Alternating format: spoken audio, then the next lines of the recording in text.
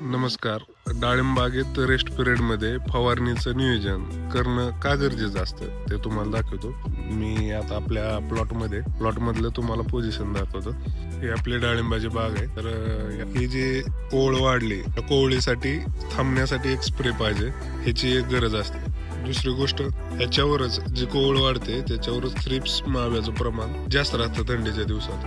हे कंट्रोल राहणं एक गरजेचं आहे, कारण हे थ्रिप्स मावा रस शोषून घेऊन झाडं कमजोर करतात. त्यानंतर तिसरी गोष्ट काय असेल तर ह्यासारखे सर्कस्पोराचे स्पॉट जे जुन्या पानांवर राहतात, याला एक फंजिसाइड स्प्रे होणं गरजेचं राहते, जे करून हे जर कंट्रोल मध्ये राहिलं तर झाडाचं स्टोरेज आणि कॅपॅसिटी चांगली राहू शकते. यासाठी रेस्ट पिरियड मध्ये एक साधं कीटकनाशक, दुसरं त्यामध्ये कॉम्बे असेल, त्यामध्ये साधं एक बुरशीनाशक का असाना, आणि त्यातच 052 सारखा जरी एखादा ग्रेड घेतला, दर 15 दिवसातून एक फवारणी घेतली तर त्याचा नक्कीच आपल्याला रेस्ट पिरियड मध्ये फायदा स्टोरेजला होऊ शकतो.